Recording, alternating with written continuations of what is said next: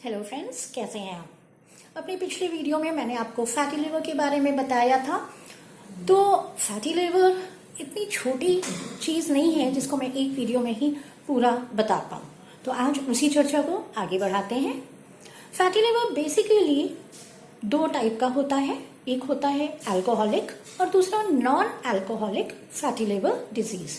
यानी वो लोग जो कि अक्सर या नियमित रूप से अल्कोहल कंजम्पशन करते हैं, शराब दारू पीते हैं, उनके लिवर को बुरा असर पहुंचता है और तब जो फैटी लिवर होता है उसमें कुछ चेंजेस कुछ इस तरह के होते हैं कि अधिकतर वो गंभीर रूप में परिवर्तित हो सकता है। लिवर एंजाइम्स गड़बड़ हो सकते हैं और ऐसे केसेस में लिवर सिरोसिस या लिवर कैंसर तक हो सकता है। पर्टिकुलरली अगर हम बात करें कि फैटी लिवर उन लोगों को, अल्कोहलिक टाइप का फैटी लिवर उन लोगों को होता है अगर वो अक्सर या रोजाना 80 ml से ज्यादा अल्कोहल कंजम्पशन एज रूटीन करते हैं। तो उसके अंदर अगर है और अगर अदरवाइज आपका लाइफस्टाइल इतना खराब नहीं है, आप अपनी डाइट को बहुत लापरवाही से नहीं ले रहे हैं, ठीक है, तो लिवर इन टॉक्सिन्स को, आपके अल्कोहल से जो टॉक्सिन्स पैदा होते हैं उसको मेटाबोलाइज कर सकता है, उससे निपट सकता है। तो माइंड इट, अगर आप अल्कोहल ले रहे हैं तो उसके कंजम्पशन को सीमित रखें। लेकिन बात करें उन लोगों को कि जिनको फैटी लिवर हो चुका है, तो आपको क्या करना चाहिए। अगर अल्कोहल आप ले रहे हैं, आप अल्कोहल लेना बिल्कुल भी बंद कर लें। बल्कि मैं तो ये कहूँगी कि किसी भी व्यक्ति को as a routine alcohol consumption नहीं करना चाहिए, ठीक है, क्योंकि कोई भी लत, कोई भी आदत जिसका कोई भी फायदा नहीं है, उसके बैड इफेक्ट्स ही हैं। तो आप क्यों उसको कंटिन्यू करें।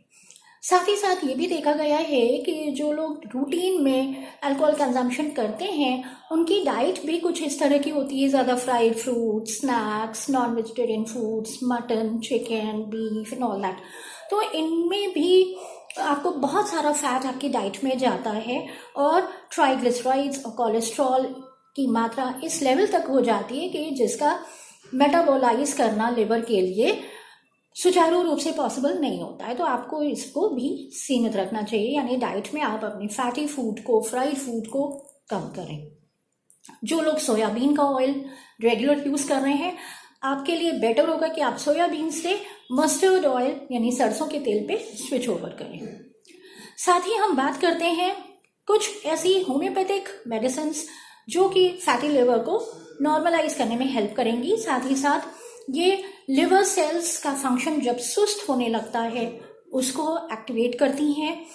लिवर एंजाइम्स की लेवल्स जब गड़बड़ हो जाती हैं बॉडी में तो उसको भी नॉर्मलाइज करती हैं। इन मेडिसिन को जो लिवर पेशेंट्स हैं जिनको फैटी लिवर है वो इसको 3 महीने से 6 महीने तक रेगुलर लें। हालांकि मैंने आपको पिछले वीडियो में बताया था, जी हाँ, वो भी बिल्कुल सही है कि अगर एसिम्प्टोमेटिक फैटी लिवर है यानी आपको कोई तकलीफ नहीं है तो आप सिर्फ डाइट कंट्रोल और एक्सरसाइज से अपने फैटी लिवर को कंट्रोल कर सकते हैं, उसमें कोई भी दवा की जरूरत नहीं है। तो बात करते हैं होम्योपैथिक मेडिसिन की। पहली होम्योपैथिक मेडिसिन बहुत ही अच्छी है लिवर के लिए, that is chelidonium mother tincture. Chelidonium क्यों आप दिन में 3 बार 10-10 बूंद आधा कप पानी में डाल के ले सकते हैं। दूसरी मेडिसिन है चियोनैंथस, ठीक है, चियोनैंथस भी आप 10-10 बूंद आधा कप पानी में दिन में 3 बार लेनी है आपको। तो आप ये दोनों मेडिसिन एक साथ यूज कर सकते हैं, एक साथ मिला सकते हैं। 10 बूंद चेलिडोनियम मदर टिंचर एंड 10 बूंद चियोनैंथस मदर टिंचर। तीसरी दवा है नक्स वोमिका।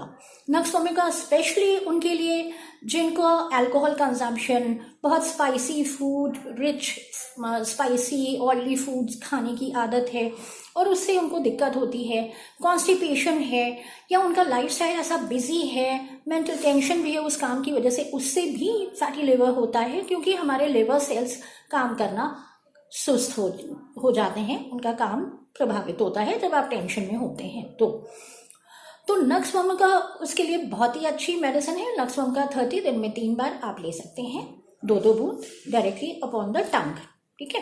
तो ये 3 मेडिसिन आप कंज्यूम करें अगर आपके लिवर एंजाइम्स के लेवल गड़बड़ है, अगर अल्ट्रासाउंड में आपको फैटी लिवर आया है। पिछले वीडियो में मैंने आपको बताया था, और इस पिछले वीडियो का लिंक भी मैं आपको डिस्क्रिप्शन बॉक्स में दे दूंगी। आप लोग ने जिन्होंने नहीं देखा है आप ज़रूर उसको देखें। आपको ये बताया था कि अधिकांश रूप से फैटी लिवर के पेशेंट्स एसिम्टोमेटिक होते हैं, यानी उनको कोई भी तकलीफ नहीं होती है। बाय द वे किसी की चीज़ के लिए या उनको पेट पे थोड़ा बहुत डिस्कम्फर्ट हो रहा है और डॉक्टर ने बताया कि आप एक अल्ट्रासाउंड करा लीजिए, तो उसमें पता चलता है कि फैटी लिवर है।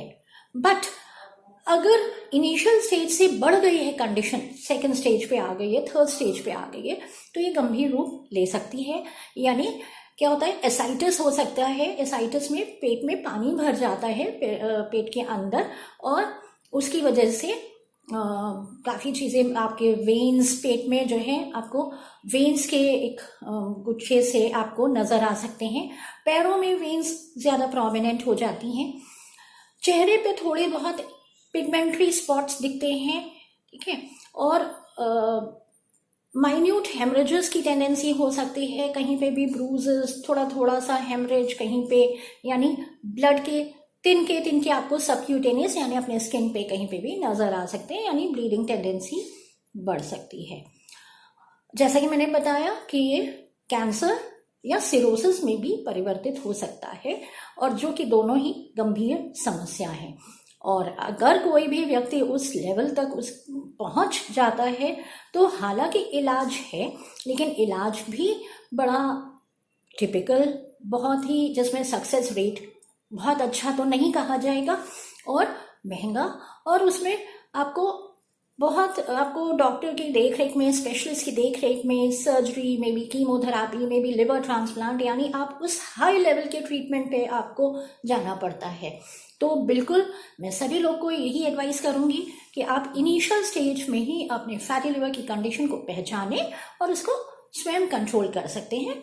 और साथ ही साथ होम्योपैथिक मेडिसिन भी ले सकते हैं अगर आपका ग्रेड 2 तक लिवर अफेक्टेड है, तो भी ग्रेड 3 पे भी ले सकते हैं। लेकिन जैसा कि मैंने कहा, जब लिवर सिरोसिस एडवांस स्टेज में हो जाती है या कैंसर हो जाता है, तो आपको कुछ अदर मोडालिटीज ट्रीटमेंट के लेने पड़ते हैं। जैसा कि अभी मैंने आपको बताया, कीमोथेरापी हो सकता है, लिवर ट्रांसप्लांट हो सकता है, रेडियोथेरापी हो सकता है, या सर्जरी हो सकता है।